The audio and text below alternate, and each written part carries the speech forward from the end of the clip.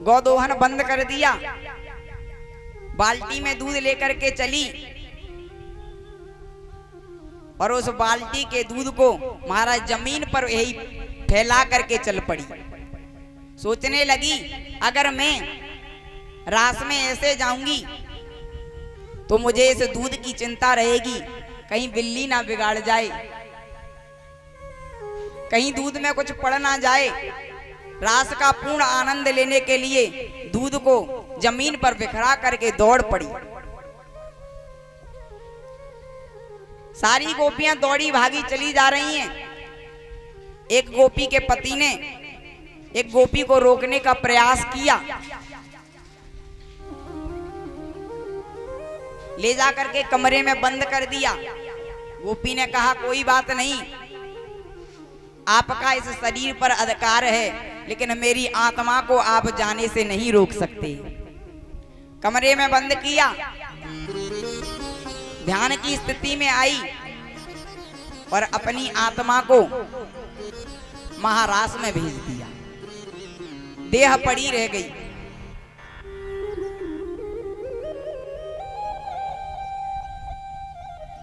सारी सखियां इधर उधर से भागी दौड़ी आई।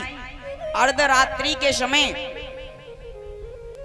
सभी गोपियां मिलकर के जहां पर निधि वन में भगवान सुंदर बंसी का निनाद कर रहे थे ना,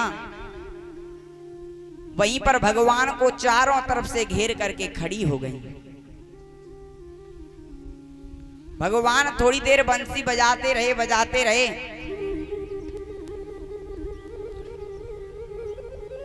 देखा चारों तरफ गोपियां भगवान के आसपास खड़ी हुई हैं।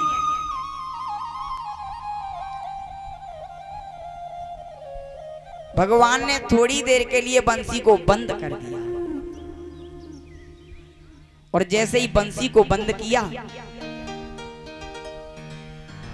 एकदम से सारी गोपियां छटपटा करके इधर उधर देखने लगी। श्री हरिदास, मैया आपस में बातें ना करें। ओ मैया, ओ मेरी माँ। श्री हरिदास, आपस में बातें ना करें। मैया घर पे बातें कर लियो खूब। कथा के टाइम पर केवल कथा कह दी एक बार जय जय श्री। सभी गोपियां एकदम से छटपटा उठी जैसे ही बंसी बंद हुई। भगवान ने सभी गोपियों को देखा, सबसे पहले गोपियों का स्वागत किया। भगवान ने सबसे पहले गोपियों का स्वागत किया। आइए गोपियों, आपका स्वागत है। स्वागतम भो महाभागा प्रियं किं कर्वाणि वः ब्रजस्य नामया कचित् कचित्वागमनम्।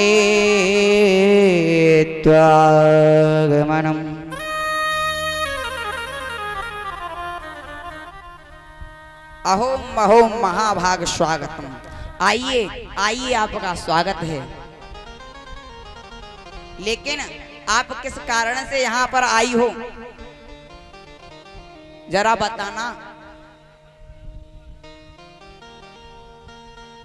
कहा पहले तो हमें बंसी में हमारा नाम स्मरण करके बुलाते हो और फिर पूछते हो हम किस कारण से यहाँ पर आई हैं।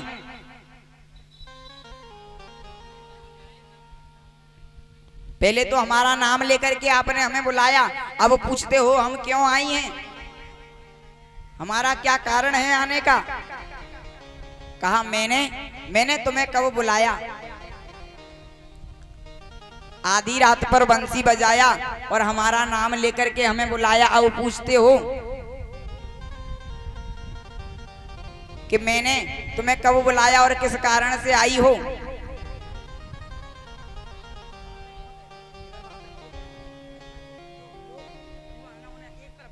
बातें बहुत है। बातें बोल रहे हैं तुम्हारे मतलब के लोग हैं, रखो एक तरफ कर दो बात, या शांत रहें बैठे रहें।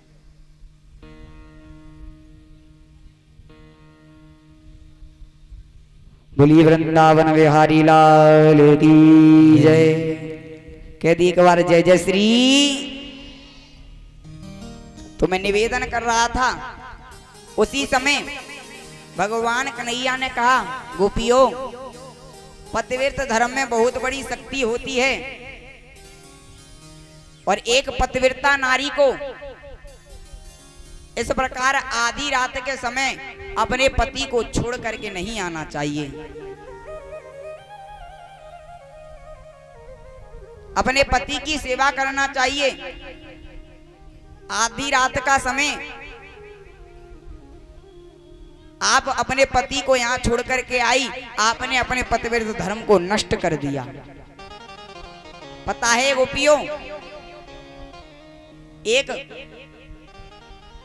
पतिव्रता नारी थी और उसकी पतिव्रता नारी की शक्ति इतनी प्रबल थी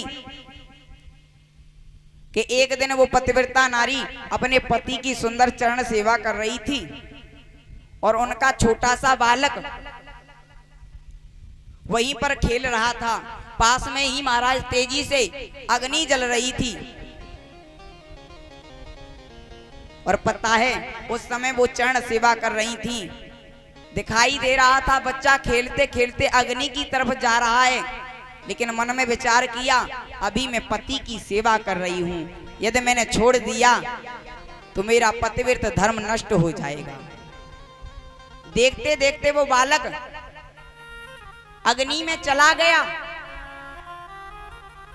पतिव्रता नारी ने आंखों को बंद कर लिया और पता है क्या हुआ, उनकी पतिव्रत धर्म के कारण अग्नि शीतल हो गई और उनका बालक जला नहीं। पतिव्रत धर्म में बहुत बड़ी शक्ति होती है। गोपियों, आज आपने उस शक्ति को नष्ट कर दिया, उस पतिव्रत धर्म को नष्ट कर दिया। यहाँ आधी रात पर मेरे पास आकर के उसी समय गोपियों ने कहा, हे केशव,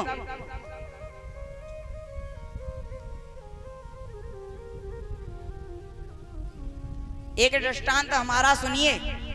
यदि आप ये बात कह रहे हैं तो हमारे पति हमारी हिंसा करते हैं और ये जो संसार के पति है ना, ये नकली पति हैं। ये सब एक बात हमें बताना, एक स्त्री है जो स्त्री अपने पति की खूब सेवा करती है, पति को भोजन कराने के बाद में स्वयं भोजन करती है और पति की सुंदर आरती बंधन इत्यादि किया करती है, बड़ी सेवा करती है। लेकिन उसका पति कुछ कारणवश विदेश में चला जाता है और पत्नी को पीछे से अपनी फोटो दे जाता है। उसके बाद में पत्नी पति की फोटो को भोग लगा करके भोग ग्रहण करती है, पति की फोटो को पूजन करती है, आरती करती है, वंदन करती है।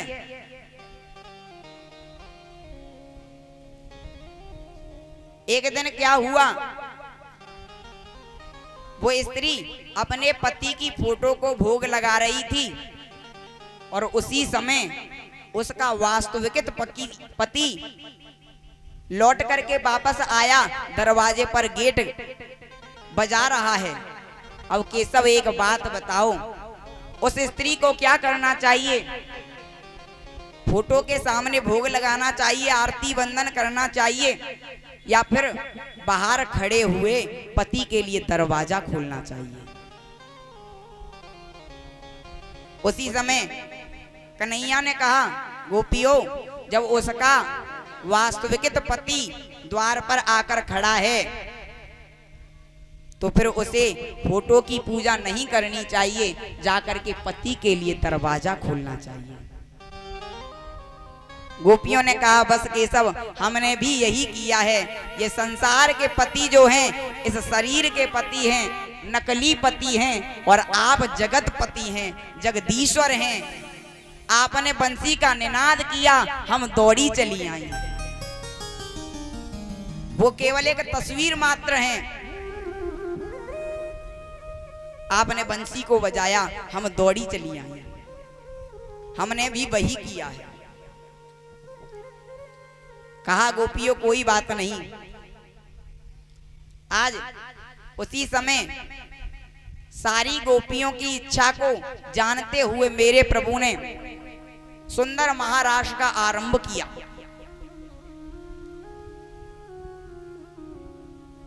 दो दो गोपियों के बीच में मेरे प्रभु नृत्य करते हैं। 16,000 गोपियां आई और पता है, मालूम है, ये 16,000 गोपियां कोई और नहीं, चंद्रमा की कला से पैदा 16,000 गोपियां हैं। सुंदर महारास का आरंभ किया। हर गोपी के साथ में मेरे प्रभु नृत्य कर रहे हैं। जितनी गोपियां उतने ही कृष्ण हो गए, लेकिन सभी गोपियों को ये लगा कि कृष्ण केवल मुझसे प्रेम करते हैं, कृष्ण केवल मेरे साथ हैं, बाद बाकी जो गोपी है वो अकेली नाच रही। हर गोपी को यही लगा। और पता है, ऐसा लगते लगते हर गोपी को अपने आप पर गुमान हो गया, मद हो गया, घमंड छा गया। और मेरे प्रभु को मद घमंड बिल्कुल पसंद नहीं है। मोह कपट छल छिद्र ना भावा, निर्बल मन सो जन मोह पावा। मेरे प्रभु ने गोपियों का घमंड दूर करने के लिए वहां से एक गोपी को लिया और उस एक गोपी को लेकर के अंतर ध्यान हो गए।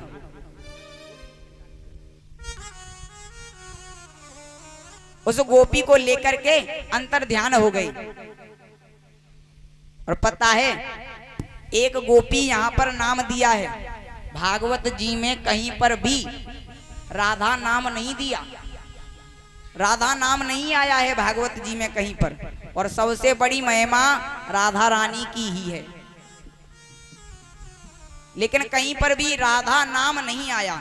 अब ऐसा भी नहीं है कि बिल्कुल नहीं आया, राधशा लिख करके आया है एक दो जगह। अच्छा, राधा नाम क्यों नहीं आया? राधा रानी जो हैं श्री सुखदेव जी महाराज की गुरु हैं, और श्री सुखदेव जी महाराज राधा नाम का स्मरण करते हैं, तत्काल उनकी समाधि लग जाती है। और उस समय जब कथा श्रवण करा रहे थे तो राधा नाम का उच्चारण नहीं किया सुखदेव जी ने। सोचा यदि मेरी समाधि लग गई राधा नाम के स्मरण से तो फिर परीक्षित को कथा कौन सुनाएगा। यहाँ पर एक गोपी कह दिया, लेकिन वो एक गोपी कोई और नहीं, श्री राधा रानी है। आज राधा रानी को लेकर के मेरे प्रभु अंतर ध्यान हो गए। गोपियों ने देखा इधर उधर, एकदम छटपटाने लगी, हे केशव कहाँ गए? भगवान को ढूंढने लगी, हे गोपाल कहाँ गए? तुलसी महारानी से पूछती हैं। तो उस समय तुलसी महारानी से पूछा, आपने भगवान को देखा है? तुलसी महारानी का पौधा हिल गया। गोपियों ने कहा, ये नहीं बताएगी, ये तो हमारी सौत है, ये नहीं बताएगी। आज पीपल के वृक्ष से पूछने लगी, बट वृक्ष से पूछती हैं। जैसे मेरे प्रभु श्री राम सीता जी का पता पूछ रहे थे, हे खग मृग हे मधुकर श्रेणी, तुम देखी सीता मृग नैनी। उसी प्रकार गोपियां पूछती हैं, क्या आपने कहीं पर भगवान को देखा है? कहीं पर प्रभु को देखा है? हे बड़ पाखर पीपल बोलो, नंदलाल यहाँ से किधर गए। हे करणी हेरे नी तुम ही बोलो, मुरलीधर मोहन कहाँ गए। सभी से पता पूछने लगी, लेकिन किसी ने भी जब पता नहीं बताया, वन में आगे चली गई। देखा कि भगवान के पद चिन्ह बने हुए हैं, और उन पद चिन्हों को देख करके बोली, ओहो ये किसके पद चिन्ह बने हुए हैं। और बराबर में एक गोपी और चल रही हो, ऐसे चिन्ह बने हुए हैं, दो चिन्ह बने हुए हैं।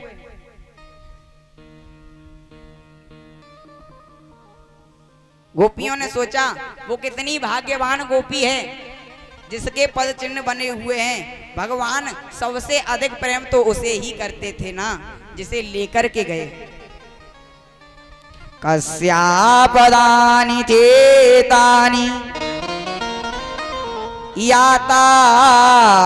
यातायानंद सुनाना, संसरस्त्यं प्रकाशाणा करेणो करीड यथा। कितनी भाग्यवान है वो गोपी। अब इधर में क्या हुआ, श्री राधा रानी को भी मद हो गया, घमंड हो गया कि भगवान सबसे ज्यादा हमें प्रेम करते हैं, हमें लेकर के चले हैं, सबसे ज्यादा हमें प्रेम करते हैं। अब मेरे प्रभु ने राधा रानी के घमंड को भी तोड़ना चाहा, लेकिन इधर में राधा रानी ने एक और परीक्षा लिया। बहाना किया, प्रभु हमारे पैर में कांटा लग गया, अब हमसे चला नहीं जाता।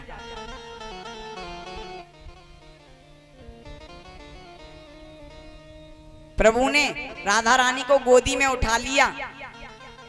अब सोचने लगी, देखो तो सही मेरे प्रभु मुझसे कितना प्रेम करते हैं, गोपियों से नहीं करते। राधा रानी को जब मद हो गया, घमंड हो गया, राधा रानी को एक तरफ बैठाया, कहा हम थोड़ी देर के लिए विराम ले लेते हैं, विश्राम ले लेते हैं। और मेरे प्रभु वहां से भी अंतर ध्यान हो गए। पीछे से गोपियां ढूंढती हुई आई, विरह के कारण रोदन करती हैं। श्री राधा रानी जी भी उन्हीं के साथ में मिल गईं, और गोपियां भगवान को करुण पुकार में बुलाती हैं। भागवत जी के 10वें स्कंद के 31वें अध्याय में सुंदर गोपी गीत आया है। भागवत जी में काफी एक गीत आए हैं, भ्रमर गीत, युगल गीत, लेकिन जो गोपी गीत आया है ना, वो गोपी गीत श्रीमद् भागवत कथा का प्राण है। और जब तक गोपी गीत भागवत में ना हो, तब तक समझिए भागवत एक प्रकार से अधूरी है, बगैर गोपी गीत के। सुंदर गोपी गीत गाया गोपियों ने करुण पुकार में। श्री हरिदास। अथ गोपीयूच जयति तेधिकम् जन्मना ब्रजा श्रयति इंद्रा शाश्वतत्रयी जयति तेधिकं जन्मना ब्रजा श्रयत इंद्रा शाश्वतत्रयी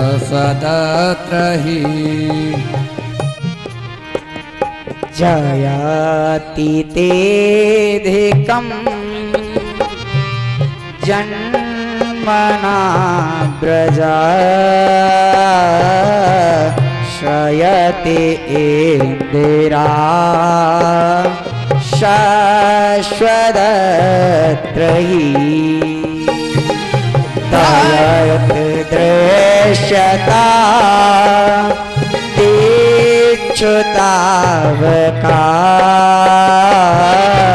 स्वतैग्रता स्वां विचिन्वते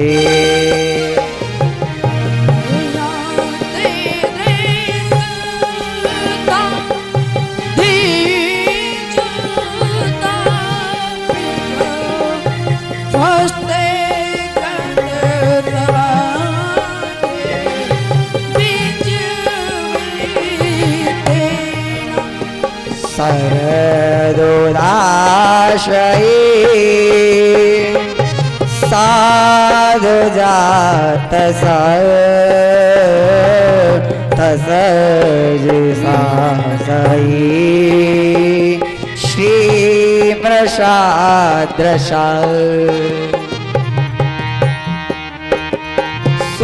सुरतनाथ ते दासिका बरदनीत नेह किं बधा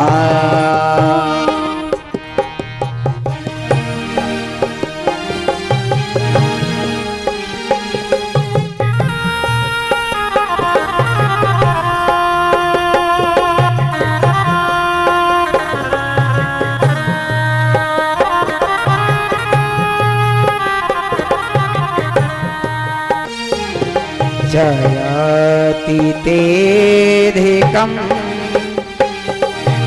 जन्मना व्रजा श्रयते इंदिरा शाश्वतत्रयी तयति दृश्यता तेच्छुतावका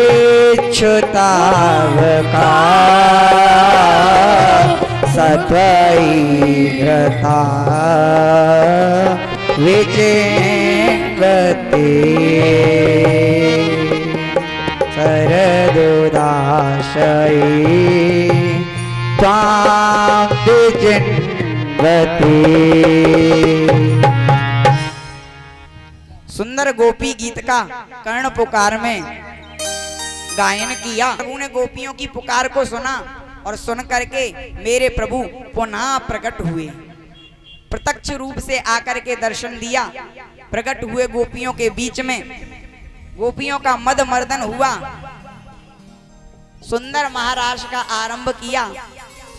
और ये बात पता है, भगवान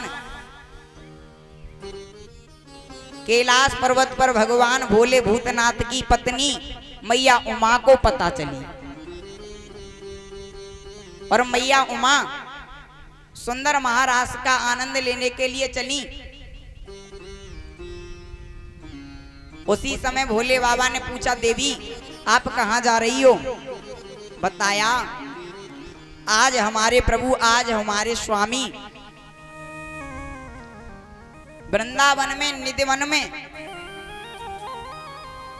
सुंदर महारास रचा रहे हैं और मैं उसी महारास का आनंद लेने के लिए, दर्शन करने के लिए जा रही हूं। कहा महारास रचा रहे हैं, देवी हमें भी अपने साथ ले चलिए, हमें भी जाना है। कहा नहीं प्रभु, उस महारास में पुरुष का प्रवेश वर्जित है। महारास में केवल स्त्रियां स्त्रियां होंगी, पुरुष केवल एक ही होगा। भगवान के अलावा वहां पर कोई नहीं होगा। मैं आपको नहीं ले जा सकती। और याद करो, जब आप बाल स्वरूप में भगवान के दर्शन करने के लिए गए थे ना, तब मुझे नहीं ले गए। आज हम भी आपको नहीं ले जाएंगे। भोले बाबा ने कहा देवी कुछ भी करिए, हमें लेकर के चलिए।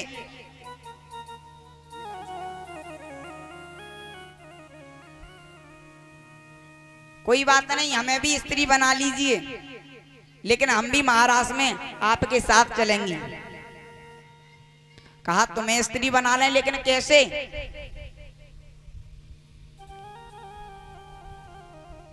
स्त्रियों वाली चाल कहां से लेकर के आओगे? और सब कुछ छिप सकता है, लेकिन ये गंगा का पानी कैसे छिपेगा? हम आपको नहीं ले जा सकती। कहा नहीं देवी, हमें लेकर के चलिए, हमें भी अपने जैसी एक सुंदर सी साड़ी पहना लो, हमें भी अपनी सखी बना लो, कुछ भी करो, लेकिन हमें लेकर के चलो। भोले बाबा ने जिद किया। भोले बाबा की जिद के आगे मैया को हारना पड़ा, और आज भोले बाबा को सुंदर स्त्री बनाया गया। मैया ने अच्छा सुंदर बढ़िया तरीके से श्रृंगार किया, और आज मेरे प्रभु महाराष्ट्र का आनंद लेने के लिए चले। एक दिना भोले भंडारी बन के ब्रज की नारी वृंदावन आ रहे हैं।